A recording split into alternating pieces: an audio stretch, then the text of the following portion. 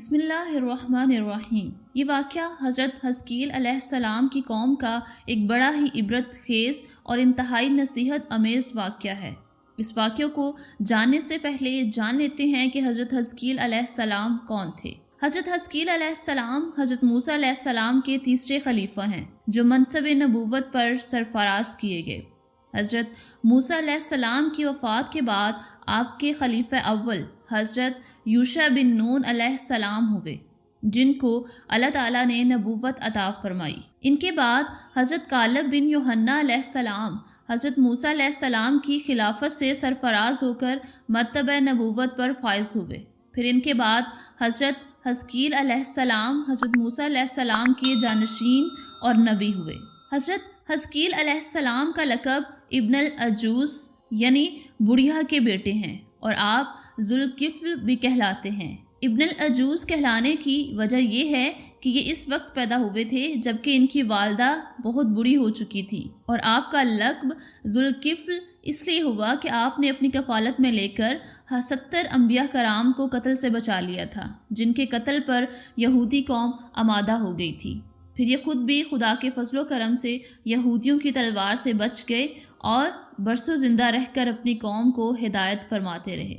مردوں کے زندہ ہونے کا واقعہ۔ یہ واقعہ بنی اسرائیل کی ایک جماعت جو حضرت حزقیل علیہ السلام کے شہر میں رہتی تھی، شہر میں طاعون کی وبا پھیل جانے سے ان لوگوں پر موت کا خوف سوار ہو گیا، اور یہ لوگ موت کے ڈر سے سب کے سب شہر چھوڑ کر ایک جنگل میں بھاگ گئے اور وہیں رہنے لگے۔ تو اللہ تعالیٰ کو ان لوگوں کی یہ حرکت بہت زیادہ ناپسند ہوئی، چنانچہ اللہ تعالیٰ نے ایک عذاب کے فرشتہ کو اس جنگل میں بھیج دیا، جس نے ایک پہاڑ کی آڑ میں چھپ کر اور چیخ مار کر بلند آواز سے یہ کہہ دیا کہ موتوا یعنی تم سب مر جاؤ۔ اور اس بھیانک چیخ کو سن کر بغیر کسی بیماری کے اچانک یہ سب کے سب مر گئے، جن کی تعداد 70,000 تھی۔ ان لوگوں کی تعداد اس قدر زیادہ تھی کہ لوگ ان کے کفن و دفن کا کوئی انتظام نہیں کر سکے، اور ان مردوں کی لاشیں کھلے میدان میں بے گور و کفن 8 دن تک پڑی پڑی سڑنے لگیں، اور بے انتہا تعفن اور بدبو سے پورے جنگل بلکہ اس کے اطراف میں بدبو پیدا ہو گئی۔ کچھ لوگوں نے ان کی لاشوں پر رحم کھا کر چاروں طرف سے دیوار اٹھا دی تاکہ یہ لاشیں درندوں سے محفوظ رہیں۔ کچھ دنوں بعد حضرت حزقیل علیہ السلام کا اس جنگل میں ان لاشوں کے پاس سے گزر ہوا، تو اپنی قوم کے 70,000 انسانوں کو اس موت ناگہانی اور بے گور و کفن لاشوں کی فراوانی دیکھ کر رنج و غم سے ان کا دل بھر آیا۔ آپ دیدہ ہو گئے اور باری تعالیٰ کے دربار میں دکھ بھرے دل سے گڑ گڑا کر دعا مانگنے لگے کہ یا اللہ، یہ میری قوم کے افراد تھے جو اپنی نادانی سے یہ غلطی کر بیٹھے کہ موت کے ڈر سے شہر چھوڑ کر جنگل میں آ گئے۔ یہ سب میری شہر کے باشندے ہیں، ان لوگوں سے مجھے انس حاصل تھا، اور یہ لوگ میری دکھ سکھ میں شریک رہتے تھے۔ افسوس کہ میری قوم ہلاک ہو گئی اور میں بالکل اکیلا رہ گیا۔ اے میرے رب، یہ وہ قوم تھی جو تیری حمد کرتی تھی اور تیری توحید کا اعلان کرتی تھی۔ آپ بڑے سوز دل کے ساتھ دعا میں مشغول تھے کہ اچانک آپ پر یہ وحی اتر پڑی کہ اے حزقیل علیہ السلام، آپ ان بکھری ہوئی ہڈیوں سے فرما دیجئے کہ اے ہڈیوں، بے شک اللہ تعالیٰ تم کو حکم فرماتا ہے کہ تم اکٹھا ہو جاؤ۔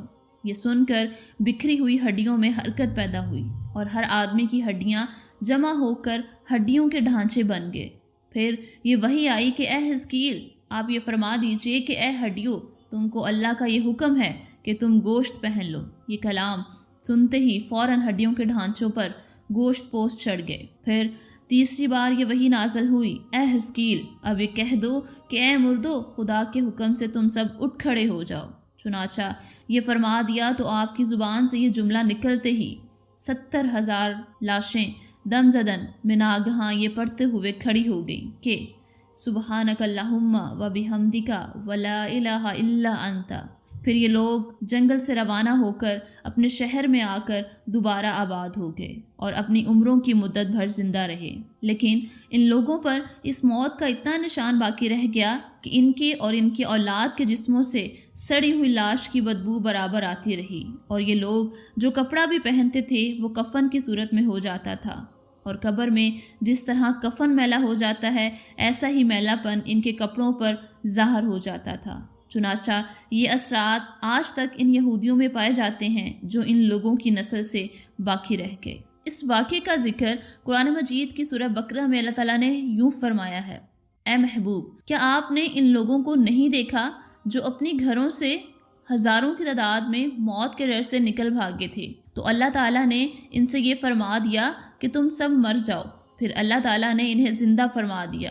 بے شک اللہ تعالیٰ لوگوں پر فضل کرنے والا ہے، مگر اکثر لوگ ناشکرے ہیں۔ درس ہدایت: اس واقعے سے ہمیں یہ سبق ملتا ہے آدمی موت کے ڈر سے بھاگ کر اپنی جان نہیں بچا سکتا، لہٰذا موت سے بھاگنا بالکل ہی بیکار ہے۔ اللہ تعالیٰ نے جو موت کا وقت مقرر فرما دیا ہے وہ اپنے وقت پر ضرور آئے گی، نہ ایک سیکنڈ اپنے وقت سے پہلے آ سکتی ہے، نہ ایک سیکنڈ بعد آئے گی۔ اس آیت میں خاص طور پر مجاہدین کو ہدایت کی گئی یا میدان جنگ چھوڑ کر بھاگ جانا ہرگز موت کو دفع نہیں کر سکتا، لہٰذا مجاہدین کو میدان جنگ میں دل مضبوط کر کے ڈٹے رہنا چاہیے اور یہ یقین رکھنا چاہیے کہ میں ہرگز موت کے وقت سے پہلے نہیں مر سکتا۔